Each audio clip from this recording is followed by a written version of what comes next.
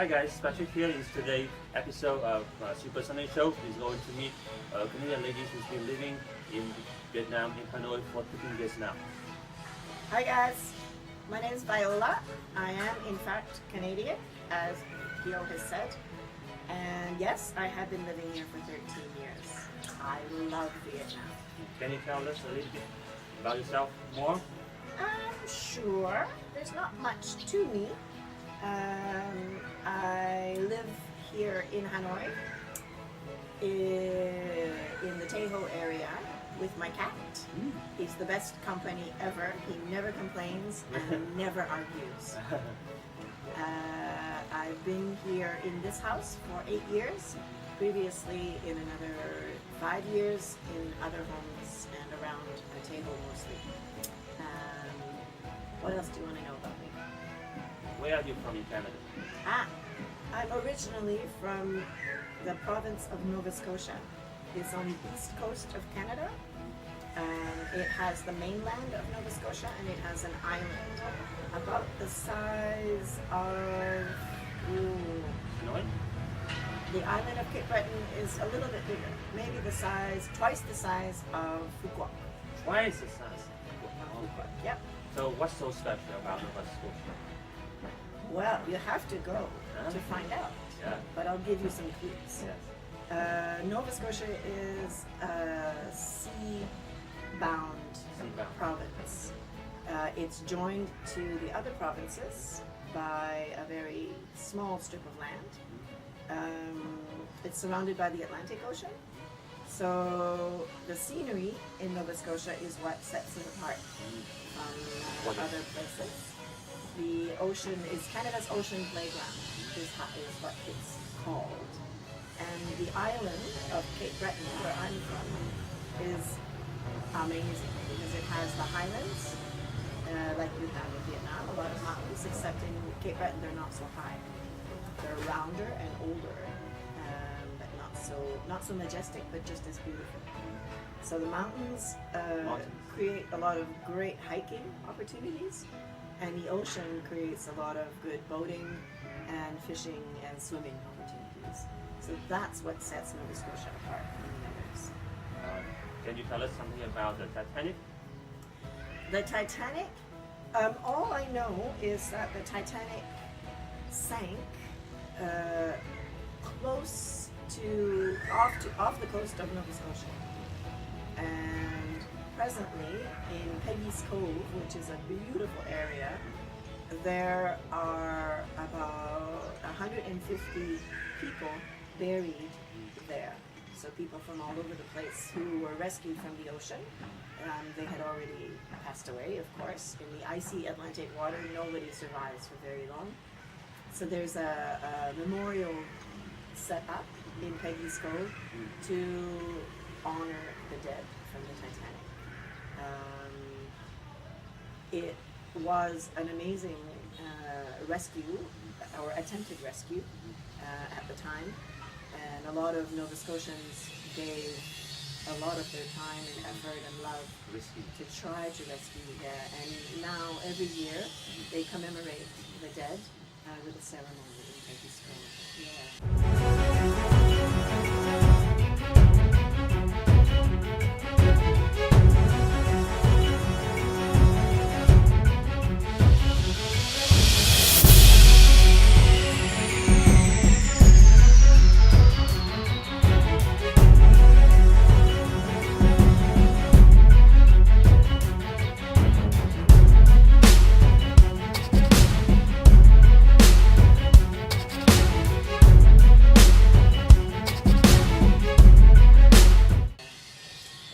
About Alexander Graham Bell, the inventor of the telephone?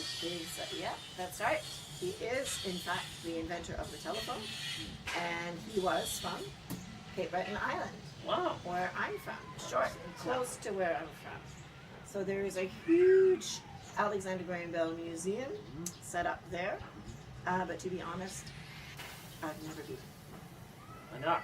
Because I have my own damn phone. Smartphone. Yeah, that's way before the days of smartphone. But yes, he did invent the telephone, and again, it's one of the tourist attractions of Cape Breton Island to visit the Alexander Graham Bell Museum. There's another museum called the Louisbourg Fortress that was established in 1713. Back then, the British owned Nova Scotia, or they owned the mainland of Nova Scotia. And the island of Cape Breton was inhabited by French. And they were feuding, they were fighting between the English and the French. And the French wanted to protect the island of Cape Breton, and they also wanted to protect their fishing waters. So they built this gigantic fortress in Louisbourg, and it remains still, and I think that is a more popular and more historical tourist site to visit. So what about some food, special food in Nova Scotia can you recommend to us? Unfortunately, there isn't anything really special in Nova Scotia except seafood? Except for the seafood, of course. But it's not special. It's delicious, but it's not special. Not like in Vietnam, you have, the north has its special cuisine, the center has a special cuisine, the south has its special cuisine. Everybody has their own variety of pho, and the bun cha is different in every area. In Canada, it's not so much like that, because Canada is a melting pot. It's made up of different nationalities that immigrated to Canada. So there's no Canadian dish that sets us apart, except for maple syrup. Maple syrup. Yeah. I have some if you'd like to try some. Yeah, so maybe the audience they want. Would you like some? Have to test it. It's very, very sweet, but it's very delicious. Okay, so now we coming back to Hanoi, or Vietnam. Okay, so why have you chosen to stay here for 15 years now? Any special reason behind your decision? Well, this is my home. It felt like my home very soon after I moved here. I've always felt comfortable in Hanoi. When I moved here, I lived in Taipei for 3 years before coming here. Taipei? Yeah. Did you teach English? I did, yeah. English and French. French, wow. Which is the same as what I do here. When I came here, it wasn't very different from Taipei. Taipei and Hanoi are 1 degree difference in latitude. So the temperature is very similar, the weather patterns are very similar. The people are not so similar, and the food is very, very different. But I immediately felt comfortable here, and I immediately fell in love with the food. Oh my God!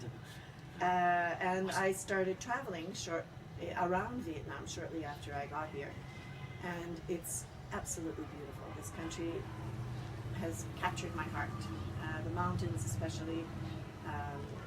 So I stay, and it's easy for me. It's easy for me to get good work. The people are super, super nice, very, very helpful. It's relatively inexpensive to live here. Compared to Canada. Compared to Canada, Yeah, but it's, yeah. Oi. It's Yeah. crazy. Canada, I was there last summer, and it's amazing how expensive everything is. Skyrocketing. It really is. It really, really is. Yeah. I mean, Hanoi has increased. The prices in Hanoi have increased as well, but not even close. Not even close. Yeah, to Canada. So yeah, I guess the food, the landscapes, and the people are what keep me here. Yeah. Super nice. And you teach English here, so what sort of people do you teach English to? The age range, the profession maybe? Right. A range, a large variety.